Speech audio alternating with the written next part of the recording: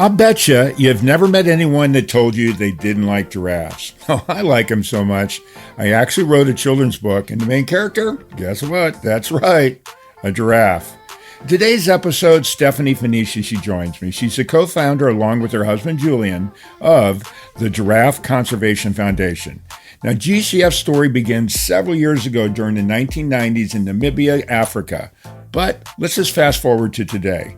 They now work in 21 African countries and have an impact of over 1 million acres. That's right, 1 million acres.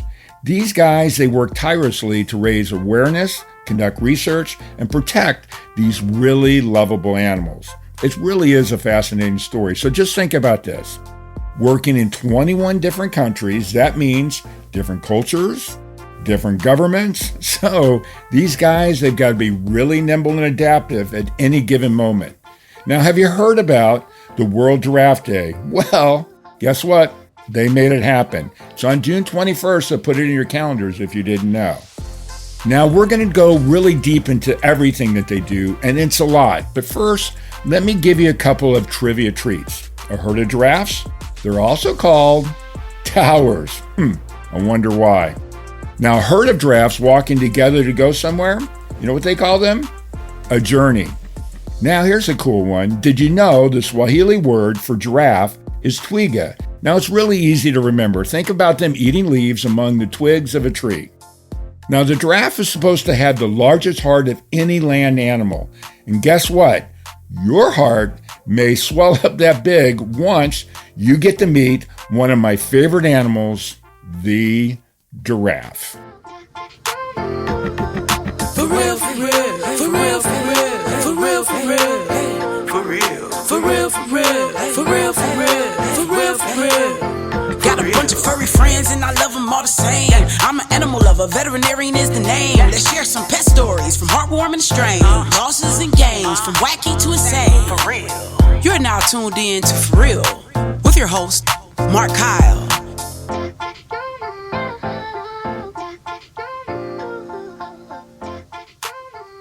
Welcome back to the For Real podcast. Today, I have one that's really close to my heart, and we can talk about that later.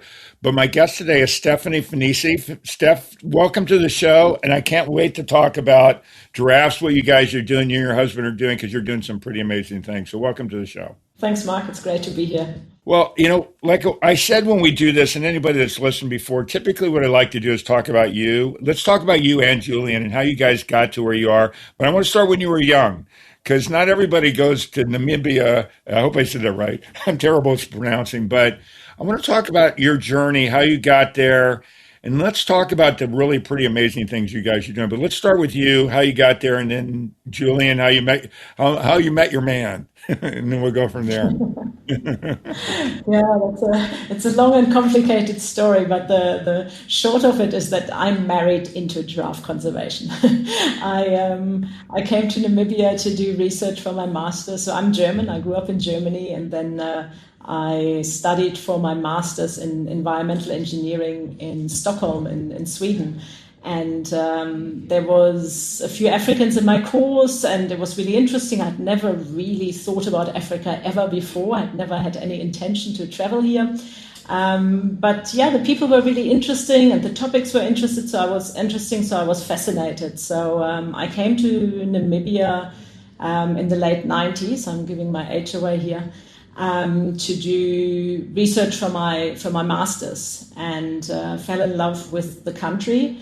Came back the next year to take up a job, just a 6 months job with the Namibian NGO, the Desert Research Foundation, and met Julian, fell in love, and the rest is history. So what was Julian there? He's Australian, but what brought him there? Because you guys are the two, you're the ones doing this. So tell me what his journey was a little bit. Yeah, so Julian came to Namibia a couple of years before me. So he went, when he was 16, he went from Australia to South Africa as an exchange student. And he was really lucky to stay with a family that traveled a lot. So he saw wildlife. He went to Kruger and other national parks in South Africa. And he really fell in love with wildlife. He always wanted to become to study something in finance, which sometimes I wish he had, because we would have far more money then. But we would probably not You have do. that. So he fell in love with Africa then. So he came back also in the mid 90s, or in the mid 90s, to originally as an Australian development worker, and worked in environmental education. And then we ended up in the same project at the Desert Research Foundation, so total coincidence. We spent a lot of time in the far northwest, very remote, and we fell in love. So the project we worked in was a catchment study of an ephemeral, seasonally flowing river. So we wanted to understand how it works, and I did a lot of community work. And there was elephant and giraffe in this really fascinating desert landscape, super arid, only vegetation along this dry, sandy riverbed. And giraffe and elephant competed for resources there. So Julian started doing research initially for his master's and then for his PhD, originally looking at the competition between elephant and giraffe. But he's a smart guy. He realized that there's a lot of people working in elephant research, that there was a lot of big personalities in elephant conservation, but no one had done anything about giraffe. So he started doing his PhD on giraffe, and at that stage we had different jobs. I worked for the university, and I helped him a lot to develop the research program for his PhD, and the rest is history. That's when we basically started working in giraffe, and as one aspect of his PhD, we realized that there's far less giraffe in Africa than people thought, and that there's just really nothing known about them. So we kind of found a gap in conservation. Well, let's say he was really smart because he found you. Let's go with that one first. I like him. I'll remind him of that after this interview. And by the way, we don't know each other well, but I know you well enough to know, I'll bet you do remind him all the time. That's a good thing. So let's talk about the journey. So you find your gap in animals, and you're now doing giraffes. So how does that work from a standpoint of funding and your direction? I know you're doing conservation. I want to really get into how you guys define yourself, but how did that work? Because that's not an easy journey for anybody to pick. It's great to find a great animal, but to be able to do it. It was a long journey as well. So we did, for a long time, we did it in our spare time. So originally, after he finished his research, as I said, I'd worked different consulting jobs and at the university to make a living. We got married, and then we moved to Australia originally because he had to finish his PhD through the University of Sydney. So we lived in Australia for a few years, and we worked jobs. I did environmental impact assessments. He worked for a land management organization, and life was okay, was good, but we had a kid, and we realized we really missed Africa. So we moved back to initially Kenya, still for other jobs, but we always did giraffe stuff on the side in our spare time. So it was literally us in the evening, then in Kenya, when the two kids were in bed with the laptop on our laps, doing some giraffe stuff, because there was no money in it. Right. But our heart was in it, so we kept on going and did little projects that started collecting DNA samples of giraffe all over Africa, because we realized there might be something going on. There might be more than one type of giraffe. And then, we in 2009, we first set up GCF, the Giraffe Conservation Foundation, registered it as an organization, because we realized we could get money for little projects, but we needed a home. You couldn't just say, please send money to Jeff's private account. Right. So we set GCF up, and still did it in our spare time until 2014, 2015, when we became first Julian and then me as well, the first ever full-time giraffe conservationists in the world. Which is really cool. So I have two questions that are related, but again, not related. So when you were in Sydney, did you get an opportunity to go up into the Blue Mountains and see all the parrots up there? It's so cool. Absolutely, yeah. it was fascinating. It was interesting to live in a big city, but we also realized it wasn't really us. So Windhoek, where we live now, it's a really small town. I mean, it's the capital, but it's still a small town, and that's what we love. We love the bush. We love going out on weekends camping. City life is hard. Well, you know what? I think every time I talk to people that are in the animal world, I totally understand that. So the other question I have that's related but not related is in Kenya. Where were you in Kenya? Were you guys in the Mara or where were you? No, we were in Nairobi. So Nairobi. Again, yeah, hard life. It was good for a while. We were much younger, so we were more tolerant to chaos, I think. Yeah, but it was where the jobs were. Julian worked for the IUCN. I did some consultancies for the UN. We were, making a living. We were a young family, 2 young children. In the end, you have to feed the family. Well, when you got 2 young children too, you're going to blur all the time, anyways. Because I had three in diapers at one time. So I'm going to tell you, this is a crazy story. I think I told you I've spent a lot of time in Africa. I spent most of my time. The majority of time, I've been in 14 countries, I think, but Kenya's been a lot of time. I have a lot of really good friends. But I lived in Kibera for 2 weeks. Okay. Yeah, doing some stuff with some kids who were HIV positive and stuff like that. It was really great. But yeah, Nairobi, it's got its own charm in some ways, Karen, and some of the areas there and all that. But and I'd like there. I'm trying to remember the name. There's a place over there because when I'm there, I always go to this one cafe that has chocolate milkshakes. I go there for the chocolate milkshakes. That's what I remember.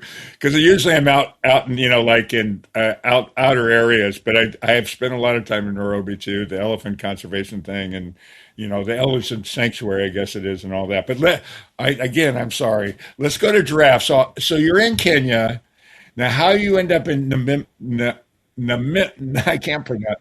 Namibia. Namibia. Yeah, originally we met in Namibia, so it was very close to our heart. We really loved Namibia, and Kenya was just a bit too hectic for us. I think too many people. Nairobi is a really busy city, lots of traffic, high crime rate.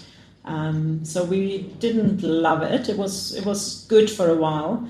And then an opportunity came up to come back to Namibia, and we grabbed it. Still not giraffe. Julian got a job here, working for the Namibia Nature Foundation, again a local Namibian NGO. They looked for a new director, and we grabbed the opportunity to move back. Then again, I always had the kids and worked on the side, and we were getting more and more busy with the giraffe work, still totally only in our spare time.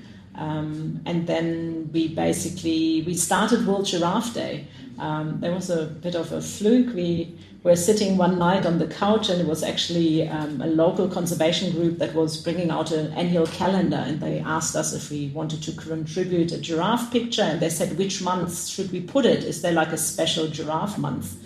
And we said, no, there really isn't, but there should be. So we started chatting about it. Maybe we had a glass of wine or two, and came up with the idea that we should start World Giraffe Day. So that was in 2013, early 2014 then. We picked eventually the 21st of June, summer solstice in the northern hemisphere, the longest day, or here in Africa, the longest night for the tallest animal. Right. And we threw that concept out to the zoo world. And at that time, we had been in touch with quite a few zookeepers who were all really passionate about giraffe. And they took it, and they made the first World Giraffe Day in 2014 a big day, and we raised $50,000. That was amazing for us. And that's when we decided, okay, let's give it a plunge. I started working full-time, unpaid, for Giraffe Conservation Foundation for 1 year. And then after about 6 months, Julian joined, and he was the first ever paid person in full-time giraffe conservation. And then after a year, I also got some salary. So yeah, that's how it started. It's a long process, as I said, long. People always say, how did you get into it? There was no a defining moment where we said, okay, this is what we're doing. It just evolved, and if you love what you do and if you're passionate about something, you make it happen. So I'm going to reiterate it. You guys started World Giraffe Day. It's June 21st, which is the first day of summer here in the US. The crazy thing is, well, not crazy. So my first child, my son, his due date was June 21st. I wanted it so bad because the first day of summer, but he ended up coming on June 25th. And I can tell you that you probably remember, mothers remember better than fathers, but I remember the exact time he was born. He was born at 6:25 on 6:25, but June 21st has a real special day for me for a lot of reasons. I love summer, one. I love giraffes, so now it even has more special time and all that. And you guys started that, which I think is really cool. It's really cool. With World Giraffe Day, I want to point out, because now there's just every day seems to be a day. Right. In 2014 or 13, it wasn't. It was quite an inspired idea. And it became really big because we were lucky. Again, we just threw it out there and lots of people grabbed it, and zoos celebrated, and some zoos said, no, we are not doing it. And the keepers said, we do it anyway in our spare time. They sold cookies and Right. had garage sales. So it was really an amazing movement that started. Well, and by the way, forever, that's going to be your guys' day, yours and the Giraffes days, which I think is just amazing. I really do think that's cool. But For real, for real, for real, for real, for real, for real, for real, for real, for real, for real. And we'll be right back. As a pet lover, did you know your pet can benefit from the incredible healing power of stem cell therapy? Prep Therapy offers a groundbreaking solution taken right from your pet's own blood. Say goodbye to joint pain, arthritis, kidney and liver conditions, and more. They'll experience faster recovery, increased vitality, and extended quality of life without the need for surgery or harmful drugs. Put the wag back in their tail and discover Prep Therapy today at prepvet.com. Save 10% with promo code FurRealPodcast, covered by most pet insurance. I want to get into what you guys are doing, but let's talk a little bit specifically about giraffes. Let's talk about how tall they are and all those things. Everybody, I don't know that I've ever met anybody that didn't like a giraffe, by the way. Matter of fact, I can tell you one time I was flying through Doha, which is a beautiful airport if you haven't flown through it, but there's a store there, and their big sign for the store is this big giraffe, and I took a picture of it because I liked it so much. So just, there's something about them that they're almost like childlike all the time, even when they're grown up, and I've had the opportunity, obviously, to see them in the wild, but there's something special about them. And obviously, I think you agree. But let's talk about it, how tall they are, how fast they are, and all those other weird questions. Yeah, they're the tallest land mammals. They're between 4.5, 5, some big males, almost 6 meters tall. I'm really bad with feet. I think it's like 16 feet. About 19 or 20 feet tall at the tallest. Exactly, up to 19 feet, I think. So they're very tall. They have obviously very long legs. What I find really fascinating is that a baby giraffe is 1 meter 80. It's about 6 feet tall, I believe. And people always ask why are baby giraffes so tall? If you have seen the legs of a mum to reach the mum to feed, they have to be pretty tall. Oh yeah, well that makes sense. Another fascinating and for mothers very reassuring things, they don't have horns, they have ossicorns. These ossicorns are horn-like structures that lie flat during birth and then only stand up within the first couple of days and then fuse with the head. Giraffe, what else is really important? They have massive hearts because they have to pump a lot of blood a long way up to their heads. They have a very special valve system in their necks when they drink, that the blood doesn't pool into their heads. So they're pretty ingenious when it comes to from an engineering standpoint, and NASA has looked into giraffe a lot. Oh, wow. For their space Sure. because their skin is really thick and protects them from blood pooling in their feet as well. Like a G suit, like a G suit. That's crazy. One of the, I'm going to stay with the heart thing for a second, because before I started doing my homework for this, I had always heard that they have the largest heart of any animal, which is not true. The matter of fact, when you dig into it, it's 25 pounds and it's 2 feet long, which is huge. And the reason being is so it can pump all the blood up to the brain and all that. But actually, the blue whale has the biggest heart in it. So for you guys that are listening, we're talking 25 pounds, which is a lot. The blue whale, it's 440 pounds. I read that and I go, oh my gosh. But there's some also thought that the elephants have a bigger heart. I always thought that.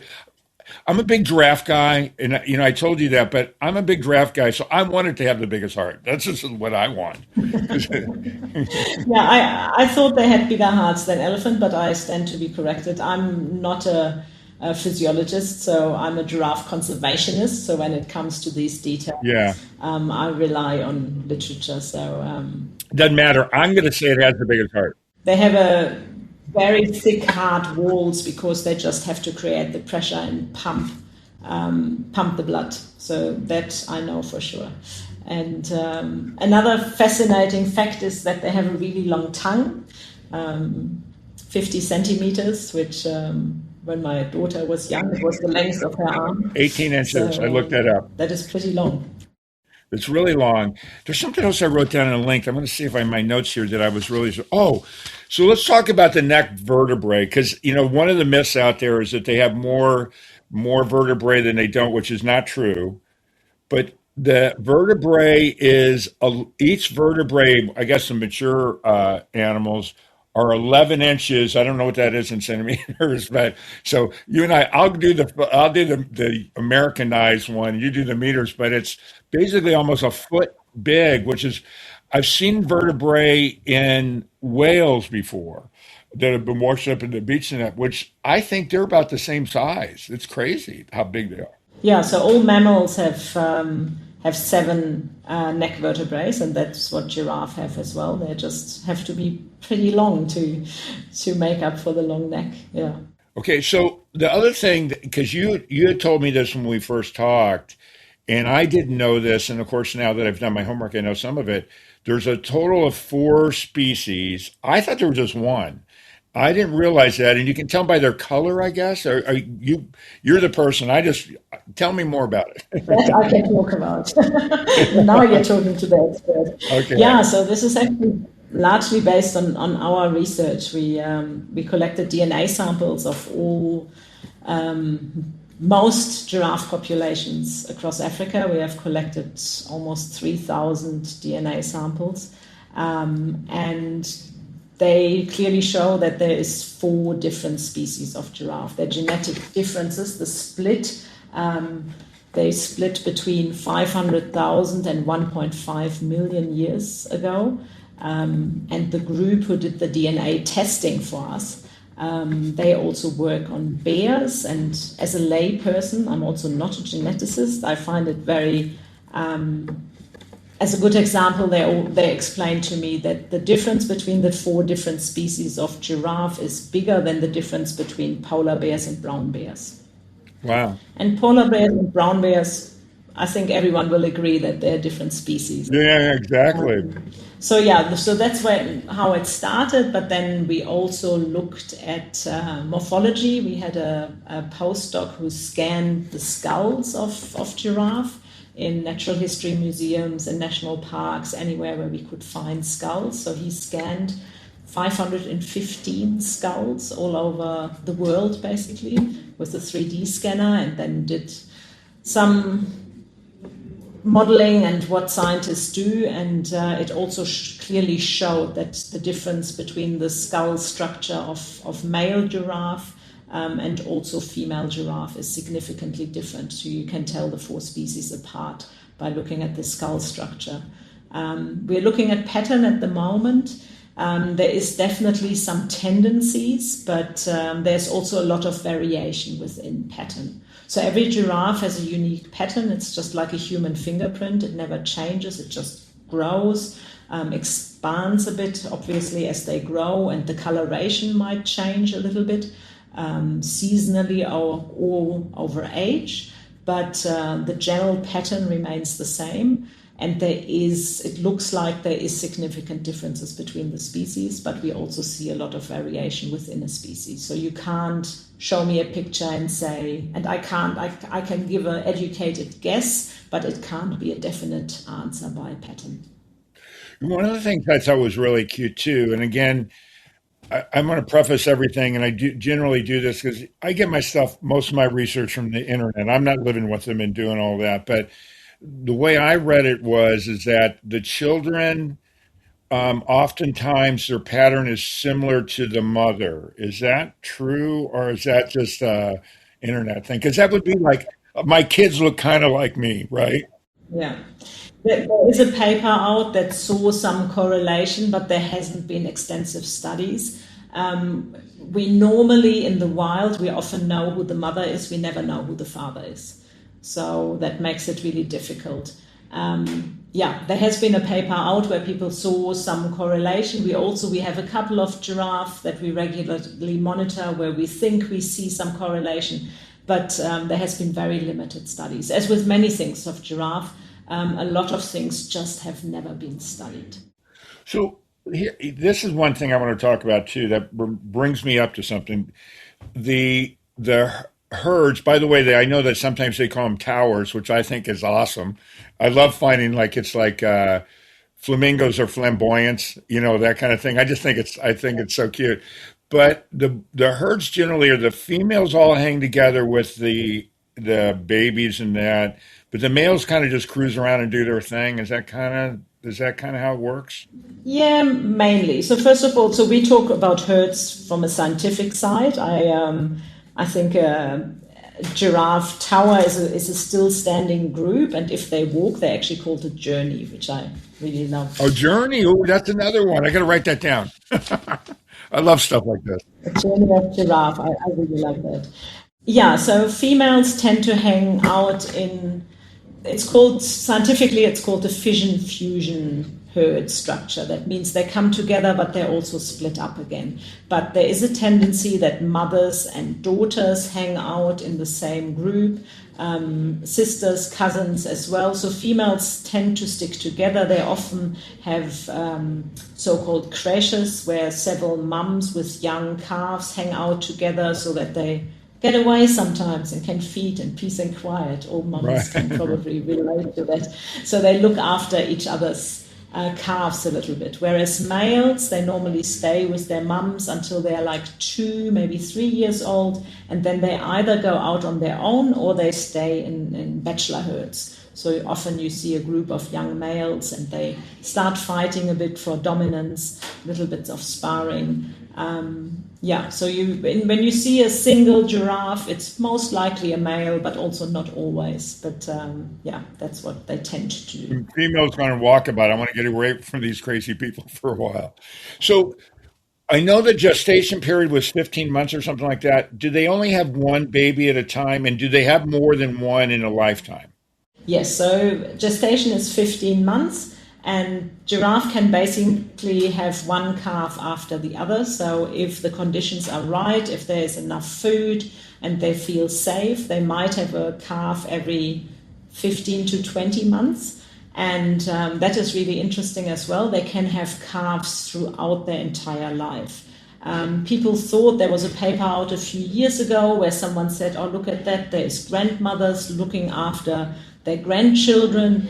That was actually not true. It was mothers. We for now know for sure that some of the giraffe we have been following basically all their lives, that we have monitored all their lives, and we know they're 25, 27 years old. They're still having calves. Wow. Another fun fact is that no one really knows how old giraffe get in the wild. If you look at literature, it will say 25 years, but that is actually based on data from zoos because no one in the wild knows that this giraffe was born on a specific day and then died of natural causes whenever after.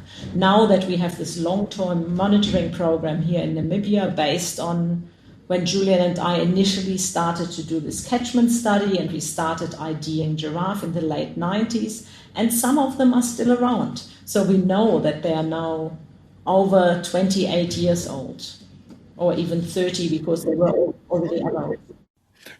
What's weird is oftentimes when you hear about the length of an animal, the ones that live the longest are the ones in captivity, but you're now finding out that the ones that live in the wild are living longer, which is really cool. That's good to hear. Exactly, because that's just what they're made for. It makes perfect sense. I mean, in captivity, they're also cared for really well, but giraffe are used to walking long distances. Some giraffe move 60, 70 kilometers, what is that, 40 miles a day. They can't move that much in captivity. So Right. probably that's really important for them. Yeah, so we learn so much more. But I would really love to go back to the four species a little bit because we haven't really explored that any further. You're the chef, so give me your meal. So there's four species of giraffe. They're the northern giraffe and the southern, the reticulated and the Maasai giraffe. We should also mention that in total, if you look at all giraffe in Africa together, there's only about 140,000 of them remaining. That sounds a lot initially, but we all know elephants are in trouble. We all know elephants are threatened and they really need our support. There is about 400 to 450,000 elephant remaining in Africa. So that means there's one giraffe for every 3 elephant. So maybe giraffe should also get a little bit of our attention Yeah. now, specifically since we know that there is 4 different species. So when you then look at the numbers of these giraffe individually, the numbers are quite scary. The northern giraffe, there's only about 7,000 of them remaining in Africa. So that is not many. So, in what countries are the northern giraffe in? The northern giraffe are mainly in West Africa, Central Africa, and a little bit in East Africa. So we are looking at Nigeria, Cameroon, Chad, Uganda, Kenya, Ethiopia, Somalia, all these countries that are not the safest places to live in. Right. A lot of civil unrest, often humanitarian crises, so conservation is not really very high on the list of several of these countries. So not easy countries to work in, but these giraffe are really the most in trouble. So, I read the Maasai giraffe. Is that the northern giraffe, or because that's Kenya, right? So, is that the same? Is it a different one? Yeah, so the Maasai giraffe is one of the 4. So northern, southern, Maasai, and reticulated. Kenya is Okay. super lucky country. They have 3 of the 4 species Oh, in the wow. country. They have the northern giraffe, a subspecies called Nubian giraffe, then the Maasai, and the reticulated giraffe. It's interesting because the Maasai is basically, I mean, divided by a river because the Serengeti and the Maasai are there. It's the same big parks, hypothetically. I mean, geographically, it's just in 2 different countries. And so there's a Maasai one, but there's not a Serengeti one. I know this is an American thing, but I mean, they were all named historically by explorers or they have scientific names. So yeah, we also, funnily, here in Namibia, we have the southern giraffe and the subspecies is the Angolan giraffe. Angola is the country north to us, and Angolan giraffe were actually extinct in Angola, but they're really numerous here in Namibia. So it doesn't all make sense with the naming. It's based on historical findings. you know what I liked when I was reading was that the word giraffe was actually it was an Arabic word, I think, and then the ancient English there was an ancient English word or medieval English word or something called the camel leopard or camel yeah camel leopard was a name for a giraffe at one point. It was a Greek word, which is I get it sorta. They saw, oh, I know what a camel looks like. It's Historically, the scientific name for giraffe was Giraffa camelopardalis, which is the camel leopard, but it also means the animal that walks swiftly. Well, one last thing, and then I want to get into what you guys are doing. What I really thought was interesting, they're closely related, spread out to cattle, to all like these smaller animals. The deer and all that is kind of in the same. I always get species, family, and all that stuff mixed up all the time, but it's in that general thing. They're related to cattle and deer and antelope and goats and all kinds of, which I'd never think about that there. That's pretty crazy.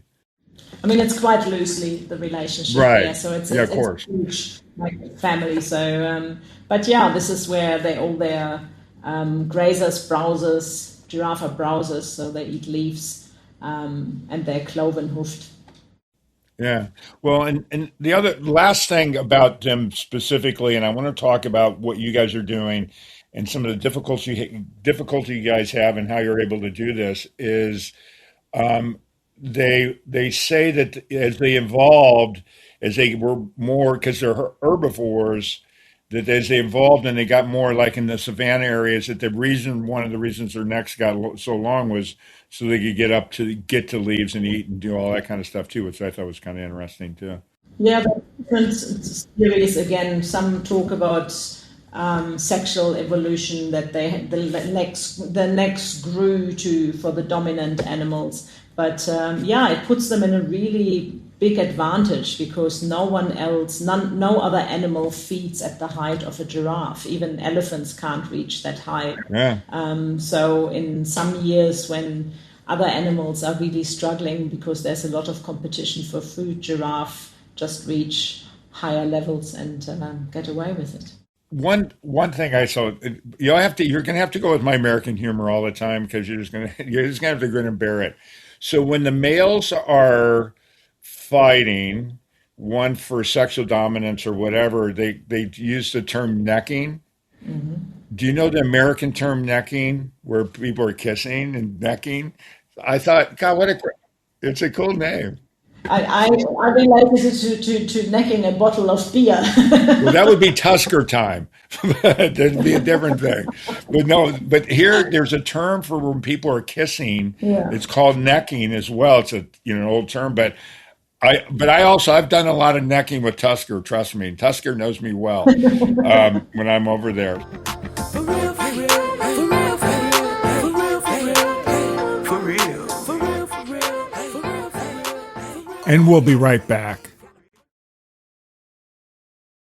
As a pet lover, did you know your pet can benefit from the incredible healing power of stem cell therapy?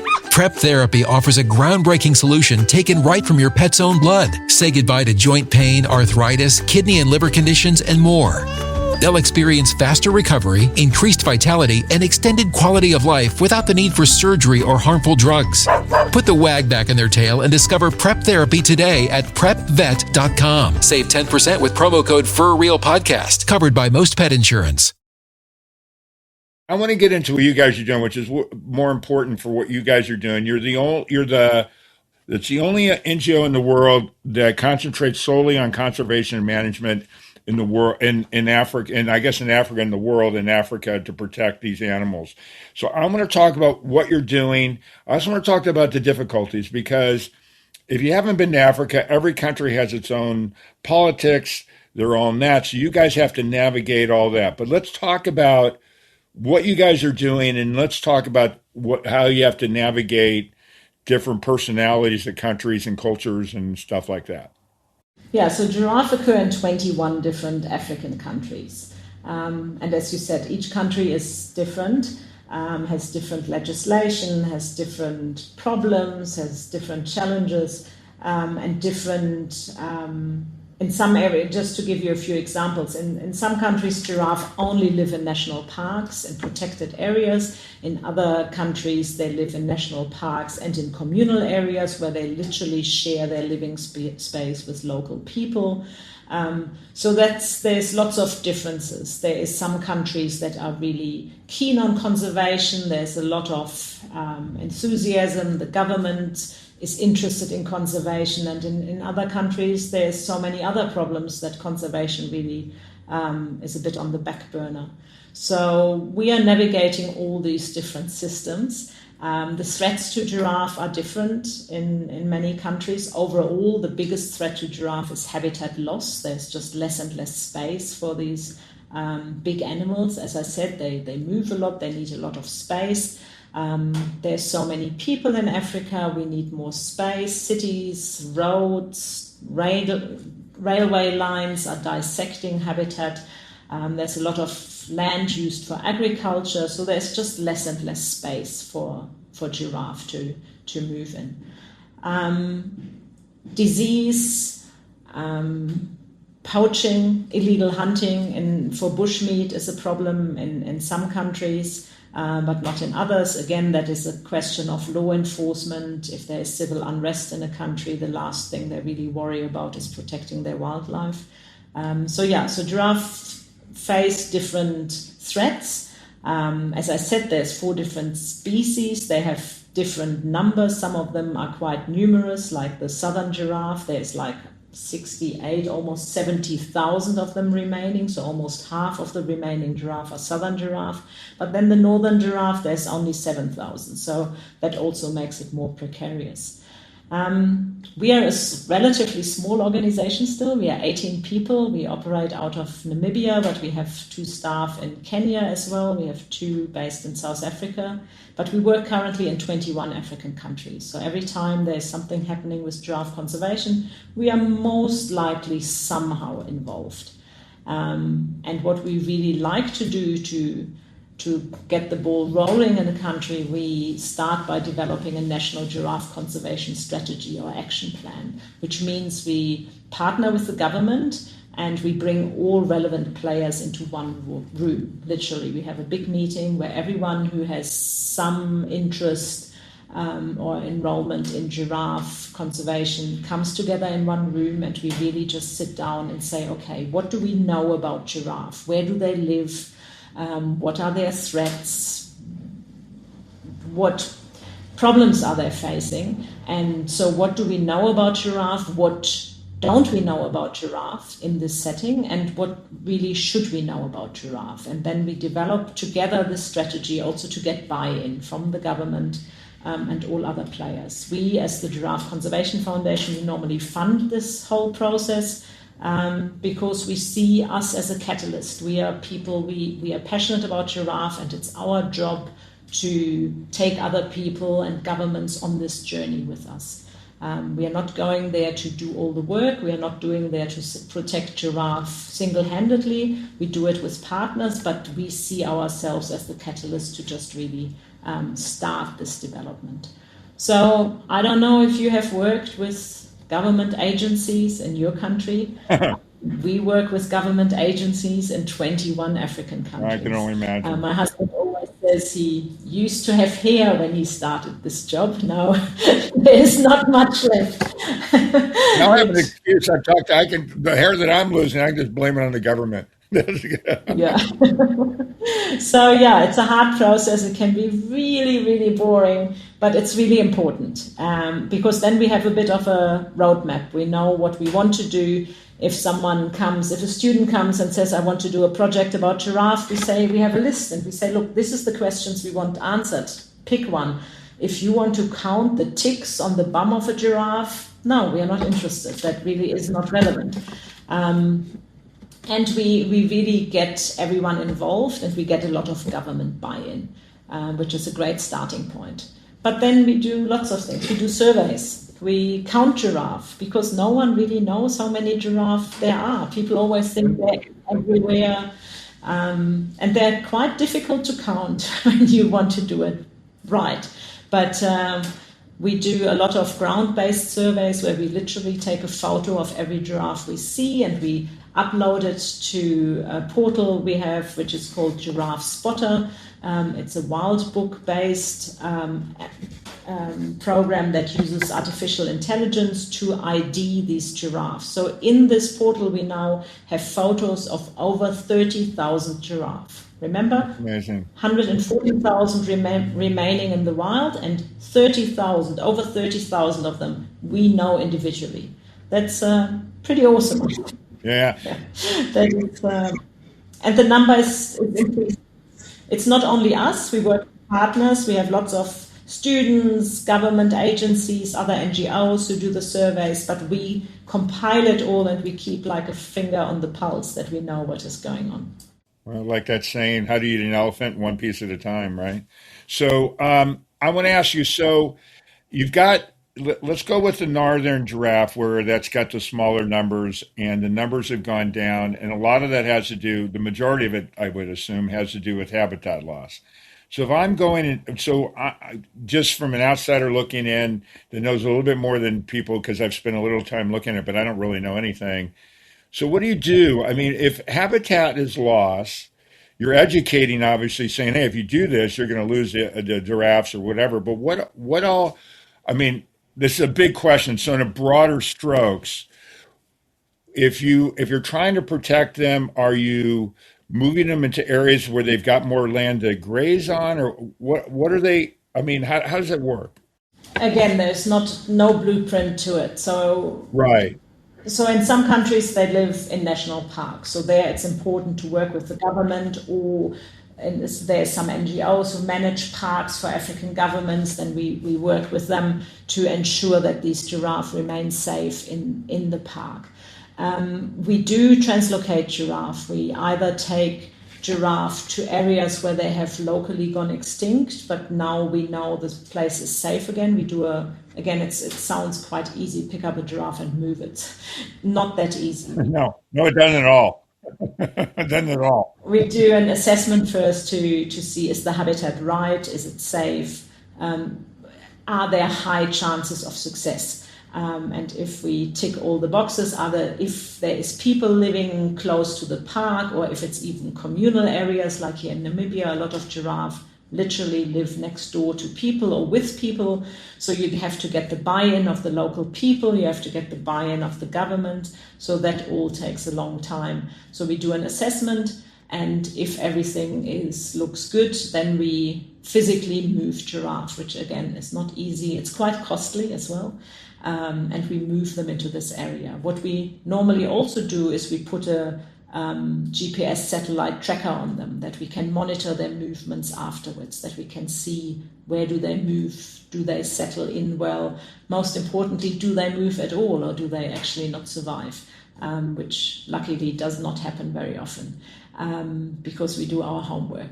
So yeah, this is what we do. We bring them back. We try to expand their habitat, because giraffe in the last 300 years have lost almost 90% of their habitat in Africa. So reclaiming habitat is a really big part of our work. But it's a slow process. It's not something that you come up with today and do tomorrow. It's often years in the making to move giraffe to new areas. But for example, in Uganda, when we started working in Uganda, there was 2 national parks that had giraffe. Now there's 5. Oh, there is really. I think I'd mentioned I've spent time in Uganda and all that too, and I've been to the zoo there and stuff like that. And we talked about this a little bit when I was there.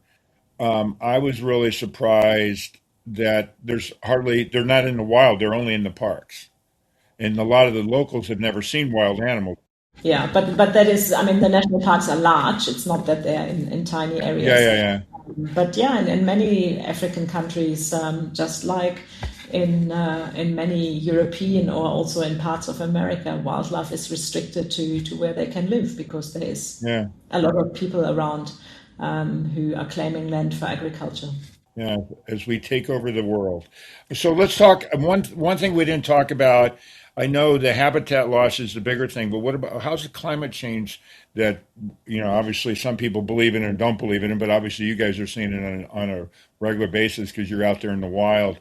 How's that affecting them as well? So we have some ongoing climate change modeling projects, and when we do an assessment of to where we want to bring giraffe back to, this climate change modeling, habitat modeling is part of it. Because we don't only need to know that the habitat is fine today, we have to know that the habitat is fine also in 20, 30, 50 years. Right. So there's areas where giraffe live today where in 20, 30, 50 years they likely won't be living so well unless we open fences, they can move freer. It's an important consideration, but giraffe are very lucky with two aspects. As I mentioned before, they don't compete for food necessarily. If there is large trees, they don't have competition, and they are what I call opportunistic drinkers. When giraffe have open water readily available, they happily drink quite regularly. But in regularly, I also mean probably only every 7 to 10 days. But if there is no water, they are able to just get all the moisture they need from the food they eat, which I think is crazy. Super impressive, looking at the size of a giraffe. Yeah, I know. And realizing they do not have to drink. They can just feed and get enough moisture out of their food. They often eat like early in the morning here in Namibia, where they really live in a hyper-arid area, real desert, with very limited resources. But we have a fog coming in the morning, so there is dew on the leaves, so they increase their feeding in the morning because they know they can get more water. And they also might eat different plant species at certain times of the year when they can get more moisture from them. I didn't even think about the dew. I mentioned this to you before. For you guys listening, the Swahili word for giraffe is twiga. It's spelled Twiga, which reminds me of twig. And I think it's so relative to their name because they're up in the trees all the time and doing it. Twiga, it's one of my favorite Swahili words. It's twiga. Punda Malaya is probably my favorite one, but twiga is pretty good. Punda Malaya, by the way, for you guys listening, is zebra, donkey with stripes. We use it a lot. We have a couple of our larger initiatives. We use it. We have one initiative called Twiga Tracker and one called Twiga Vetu. Twiga Vetu is Swahili for our giraffe. So this is our community-based program where we really work with local communities. We do environmental education just to take people on the journey to make sure they love giraffe as much as we do. Again, we'd had this conversation for you guys listening. If you fly in Nairobi, if you're at the airport, you can see giraffe walking right across the street from the airport. It's the craziest thing ever. And I'm assuming that that's probably an area where habitat loss is really being affected there because Nairobi is just, every time I've gone there, just grown and grown and grown. The airport is adjacent to Nairobi National Park, so that's where the giraffe live. And then they have an area adjacent to that, which used to be open landscapes, but there's a lot of land being sold up, so there's lots of fencing and just, again, as we said, habitat loss, less and less space for animals to move freely. So we are working a lot there, trying to figure out how many giraffe are there, how do they move, so we put GPS satellite tags on them to really analyze their movements and see which kind of fences do really impact them. There's a major highway going through, so there's a lot of roadkills there as well. Just learning which corridors they use, that we can then work with the government and local NGOs and try and protect certain corridors to just allow movement in some areas at least.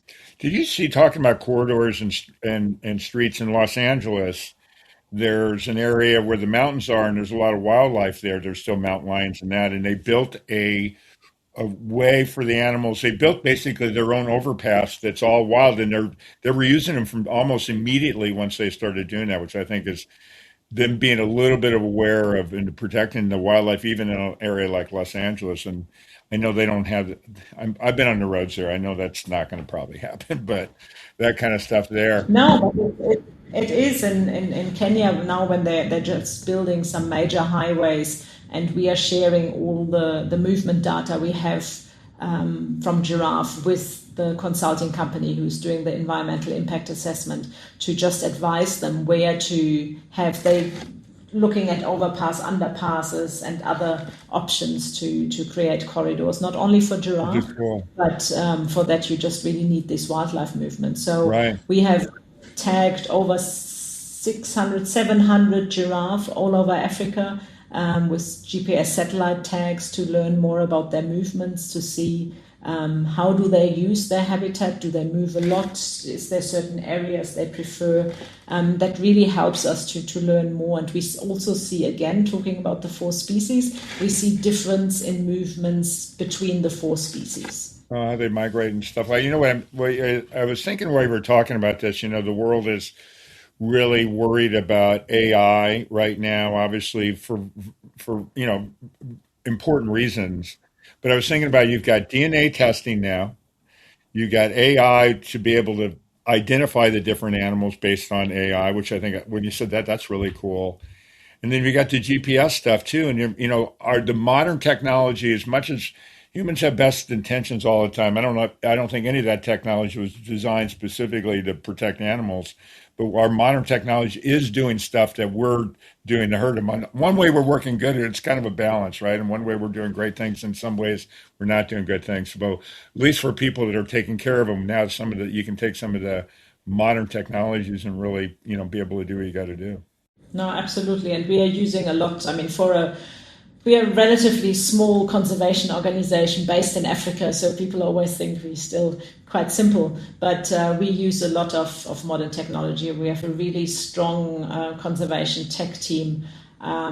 We access a lot of data. We use AI to analyze camera trap data as well. We have so much data, which is pretty amazing for a small conservation organization, but we pride ourselves that all our decisions are based on the latest available science. So we don't just collect the data, we actually use it. We use it ourselves, but we also happily share it with students, universities. We have lots of projects that we are supporting where people just approach us and say, look, we are doing this study and we are looking for data. For example, there was a wildlife study that was, they looked at animal movements during the first COVID lockdown compared to a year before. So we contributed the giraffe data for that study. So we are sharing data with lots of people. We have, every year we have about 15 to 20 scientific publications that one of our team is involved in or that we provide the data for. So we are quite prolific when it comes to science as well, even though our focus really is conservation on the ground. Okay, so I'm going to say it differently. You're small but mighty. But the other thing that is, in talking with you even more now, I just think it's amazing that these 2 knuckleheads, one from Germany and one from Australia, meet in Africa, create World Giraffe Day, and now you're doing all these other things that can you, obviously you can't, can you, prior to kids, then 2 little kids and, from Australia to Nairobi to back to Namibia, I said it right this time. And look what you've done. It's pretty impressive. It really is. And you're just getting started. Even though you're small but mighty, you're going to be even more mightier soon as the time goes on. But one of the things that when you put it like that, it sounds impressive. You're right, but it is impressive. Yeah, when you just do it, it's just not. I always say I didn't wake up one day and said I want to become a giraffe conservationist and live in Namibia and work in 21 African countries. That was never the plan. It just evolved, and then you're in it, and it just happens. And but sometimes I think we actually, just this morning we were talking about and said what we are really bad in is promoting ourselves and patting ourselves on the back. I'll do it for you. We should do that more often. I'll do that for you. But you know what? It is impressive, and you're doing so many different things. But what most people don't realize, is even though you're small but mighty, but a small little car needs gasoline, and you guys need funding. So let's talk about how people can help you. I'm just wondering, what do you say? Our twiga. What was the word twiga? What was the word for owl in Swahili? Our twiga. Twiga wetu. Twiga wetu. WETA.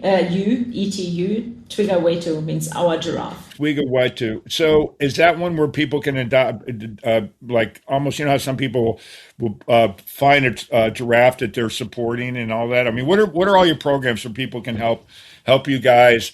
And I want you to tell everybody where to find you. And for everybody that's listening, I say this all the time. All this will be in the description. We're recording right now, but it will be in there when this comes out.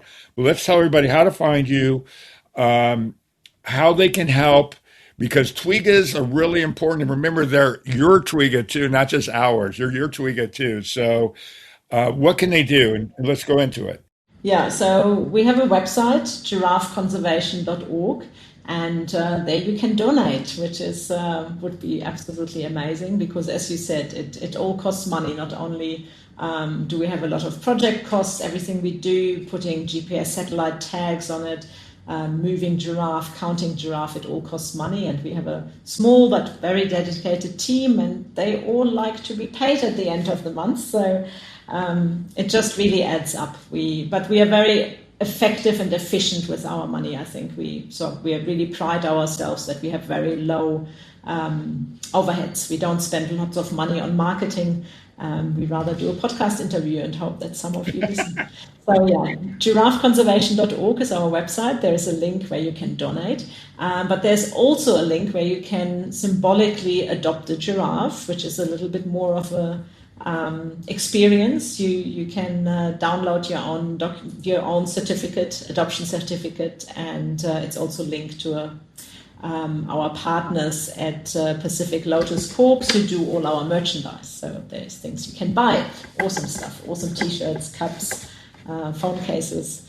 So that really supports us, and it also, we always say, we see ourselves as a voice for giraffe, and by wearing a giraffe t-shirt you can also become a voice for giraffe. So please also, just if you can't donate, don't worry, just tell your friends and your family about the plight of giraffe. Remember, there's only one giraffe for every 3 elephant remaining in Africa, so they really, really need our help. And I always think it would be really, really sad if such an iconic symbol of Africa that everyone loves, as you said, I know one person who doesn't like giraffe, but everyone normally loves giraffe. And it would be such a shame if we would lose even one of the 4 species. Oh, it would be horrible. And, they're so peaceful. They do make sounds, but they don't make a lot of sound. It's just quiet. There's something elegant about them, I guess is a good word. The way they walk and the way they stand. I mean, I want to believe they have the biggest heart, regardless of that stupid blue whale. But anyways. They're so omnipresent in our lives. I mean, right.